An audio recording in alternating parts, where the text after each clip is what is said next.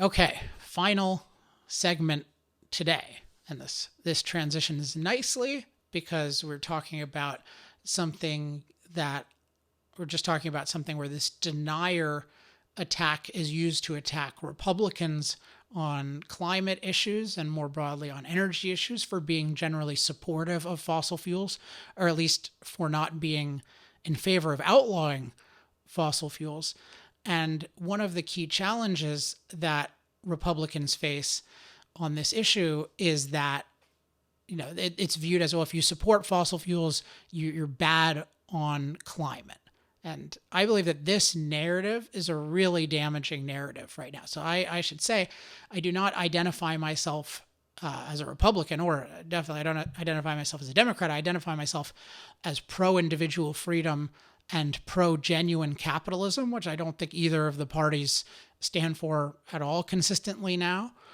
But on energy, I definitely agree with Republicans many times more than I agree with most Democrats right now. And I think that it's a crucial year for energy because what Democrats are proposing on energy, I believe, is truly catastrophic for this country in terms of a Green New Deal. So one thing I've started to do is offer to help any candidate who's interested in better messaging on energy, if they're generally pro-energy freedom. And I know that's mostly going to be Republicans, but I'd certainly help any Democrats on that. But I think it's really important to give a different perspective because we're in danger of really outlawing. I mean, if we look at the policies on the table that people are talking about, they're talking about outlawing fossil fuels and outlawing nuclear in the next several decades. And a lot of people think this is a good idea, in part because they think it's going to protect us from climate catastrophe. And so what I want to do today is share some ideas I have for talking points that Republicans can use. Again, anyone can use this, but I'm going to frame it in terms of Republicans because they are the ones being attacked for having what I regard as overall the right position on energy. That is, Americans should be free to use all forms of energy. So it's not like they have a specific support for fossil fuels, but we should be free to use all forms of energy. And certainly fossil fuels are vital to this country and to the world. And all of this is under attack right now because Republicans are viewed as, oh, well, that's somehow bad on climate. So what I want to share is just some messaging that I've developed, and it's just a sample. So I have, my company, part of what we do is we create messaging for different organizations to help them when we agree with them and when they're trying to persuade stakeholders of pro-energy or pro-freedom or pro-human policies. We help them reframe the issues and come up with better messaging. And so what I'm doing this election is volunteering to help people with some of that because I would really like to see better ideas. So if you're involved in any kind of campaign and you find this compelling, feel free to reach out to me at alex@alexepstein.com, and we'll try to help you not just on this issue, but on any kind of energy or environment related issue, assuming we think you're generally taking the right pro-energy, pro-freedom, pro-human approach. Okay, let's just jump in. So what I'm going to do is I'm going to share these talking points. Those of you who are watching, I'm mostly going to read them. Those of you who are listening, you'll see. Those of you who are watching, I'll be talking about what you see on the screen. Those of you who are listening, I'll read what's on the screen. And I'll go through these pretty quickly, but these are not all the talking points you need on climate, but I think these are some that can be particularly powerful. And so if people are interested in more, I would like to help them. So you can reach out to me at alex@alexepstein.com. So at a high level, here's one thing that Republicans can definitely say. Democrats think we can lower global emissions through renewables-only policies that would make American energy completely unaffordable. Republicans recognize that the only practical way to lower global emissions is to encourage innovation that makes low-carbon energy cheap for everyone. So again, Democrats think we can lower global emissions through renewables-only policies that would make American energy completely unaffordable. Republicans recognize that the only practical way to lower global emissions is to encourage innovation that makes low-carbon energy cheap for everyone. So that's the highest level. And then I'll break it down, and then I'll break it down further. So here's kind of about 7 points on the high level. So One is global CO2 emissions are on the rise, mostly due to developing countries. Number two, most countries will not lower their emissions as long as it is expensive to do so.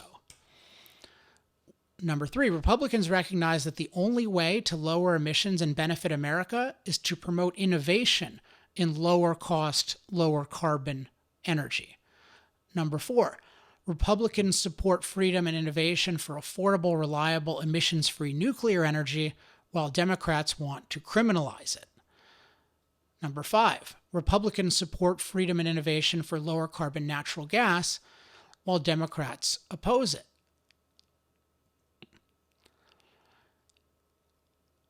And then number six, Republicans support innovation in low-cost carbon capture and storage, while many Democrats oppose it.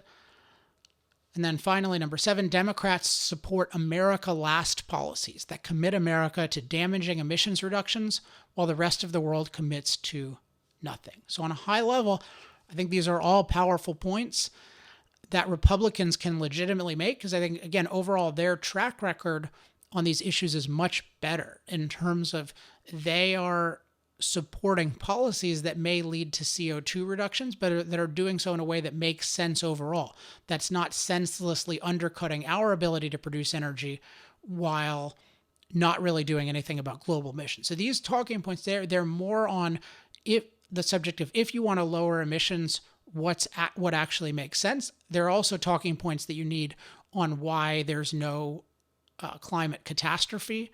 And I gave a couple examples of that earlier, but that's another subject that I have talking points on. But here I want to focus on this specific issue of if you actually care about lowering emissions, this should be your focus. And Republicans have been doing many more of the right things versus Democrats are advocating things that will harm America and have no benefit by any standard. So I'm going to break these down. Global CO2 emissions are on the rise, mostly due to developing countries. Fossil fuels, oil, coal, natural gas, provide 80% of the world's energy. Fossil fuels are also the world's fastest growing source of energy.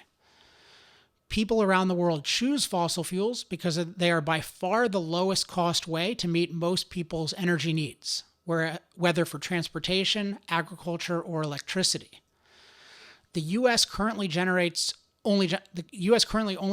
1/6 of the world's emissions, and that number will only get lower as China, India, and other underdeveloped countries continue to develop. Even if the U.S. got its emissions to zero, it would make little difference unless other countries lowered their emissions too. The next point. Most countries will not lower their emissions as long as it is expensive to do so. So one comment is that when people are talking about their plans, the part of this is to make the focus on, okay, you need a global plan if you're claiming to lower emissions. Otherwise, you're just going to senselessly hurt Americans. You're not going to be a leader. You're going to be a sucker. So most countries will not lower their emissions as long as it is expensive to do so. Are China, India, and others going to stop using fossil fuels? Not a chance, as long as fossil fuels are the lowest cost option. Solar and wind are nowhere near close to replacing fossil fuels. Because the sun doesn't shine most of the time and the wind doesn't blow all the time, or even most of the time, solar energy and wind energy depend on reliable energy sources like coal, gas, and nuclear. After Germany started heavily promoting wind and solar, it saw its energy prices more than double since 2000. Another renewables leader, Portugal, has among the highest energy prices in Europe, causing 19% of Portuguese families to be unable to heat their homes in winter. There is no self-sufficient solar or wind generation system anywhere in the world or under development. That's why China, India, and other developing countries didn't commit to any meaningful emissions reductions in the Paris Climate Accords. And even if they did, their pledges would be non-binding. Next point. Republicans recognize that the only way to lower emissions and benefit America is to promote innovation in lower cost, lower carbon energy. Democrats think we can lower global emissions through renewables-only policies that would make American energy completely unaffordable. Unilaterally making American energy unaffordable would do nothing to lower global emissions, but it would cripple our economy as businesses flee to countries like China that have low-cost energy. By the way, for all these points, I have documentation, and I'll be sending that out to my newsletter. But if you're interested in the documentation, you can also just email me at alex@alexepstein.com. Republicans recognize that the only way to lower emissions and benefit America is to promote innovation and lower cost, lower carbon energy. Republicans support win-win policies that lower the cost of energy and lower emissions.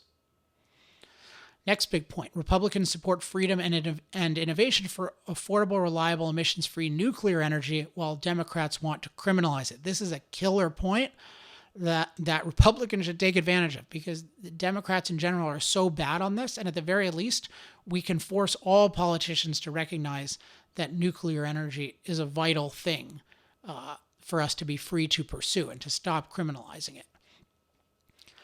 That's why we support the criminalization of abundant, reliable, non-carbon nuclear power. As South Korea's experience demonstrates, with the right policies, nuclear power is cost-effective, at least for many people. Sweden gets 40% of its electricity from nuclear, and its electricity prices are below the European average. In the U.S., nuclear has been held back for decades by Democrat policies that make it almost impossible to build a nuclear reactor.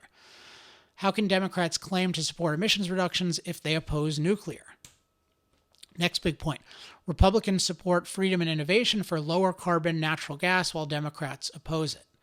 Republicans have supported policies that protect the freedom to frack, which has made us the world leader in lower carbon natural gas. We also support expanding our nation's pipeline capacity, which reduces emissions from flaring and venting while ensuring plentiful low-cost energy. If Democrats had succeeded in banning fracking, the U.S. would have had more expensive energy and more CO2 emissions. Republicans support innovation and low-cost carbon capture and storage, while many Democrats oppose it. Republicans support innovation and low-cost carbon capture and storage. Low-cost carbon capture and storage would give us the benefits of low-cost fossil fuels without the side effect of CO2 emissions or carbon emissions. I usually prefer CO2 emissions. Many Democrats oppose carbon capture innovation because it discourages getting off fossil fuels. What matters to them more, reducing emissions or opposing fossil fuels? And so at a high level, Democrats support America Last policies that commit America to damaging emissions reductions, while the rest of the world commits to nothing. The Democrats ignore reality and pretend that if the U.S. tries to lower its emissions using taxes or expensive, unreliable power from solar and wind, other countries will follow suit.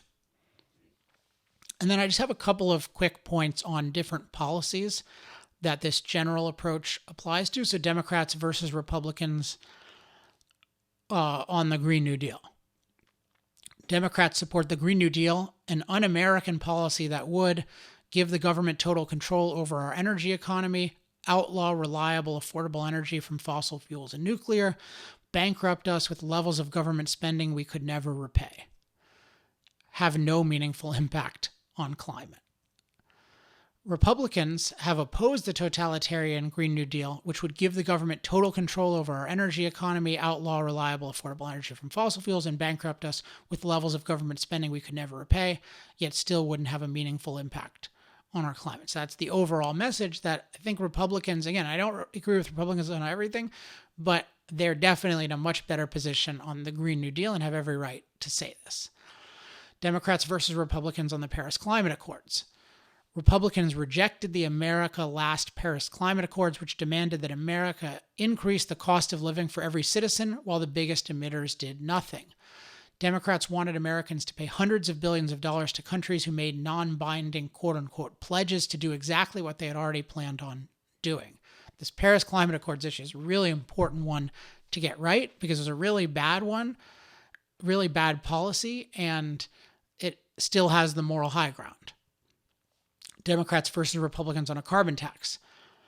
Democrats support a carbon tax, which by making American energy more expensive would make everything more expensive. If America passed a carbon tax, even more industry would flee the country to places without a carbon tax. That's not being a leader, that's being a sucker. Republicans reject a carbon tax and support low-carbon innovation instead. So notice the focus on, if you actually care about lowering CO2 levels, then your focus needs to be on innovation that will make energy of that kind cheaper. It's not a workable global thing to just make your own energy more expensive. That's just senseless destruction, and yet that's what the Democratic policy amounts to. And finally, this may come up, the Clean Power Plan. So Democrats versus Republicans on the Clean Power Plan.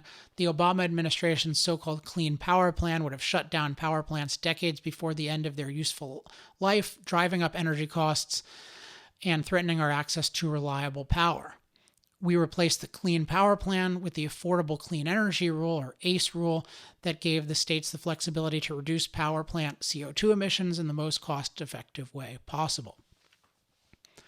So these are just some of the points I think one can make about climate. There are a lot more climate points, and there are a lot more points about other issues, such as there's the issue of what's called American energy independence. There's more, I think, a lot more detail needed on renewables, so we have a lot of good stuff on that. There's a big issue in terms of grid reliability, where a lot of what is being advocated under the Green New Deal will be terrible for the reliability of our grid. And if you want to talk about a catastrophe, it's hard to think of something more catastrophic than regular power outages, and yet we're headed in that direction. So there are lots and lots of opportunities for pro-freedom, pro-energy candidates. For better or worse, that means Republican candidates for the most part in this election year, for those candidates to make the case that their policies are much better for the lives of Americans and better for people around the world. It's very upsetting to see people advocating ruinous policies that will not really help anyone, and yet have them taking the moral high ground. So that's what's gotten me interested in this issue. So if you find any of this compelling and you'd like help for any kind of campaign that you're connected to, again, email me at alex@alexepstein.com, and I and my team will try to help you. Power Hour. Life, liberty, and the pursuit of energy. Power Hour. The antidote to shallow thinking about energy issues.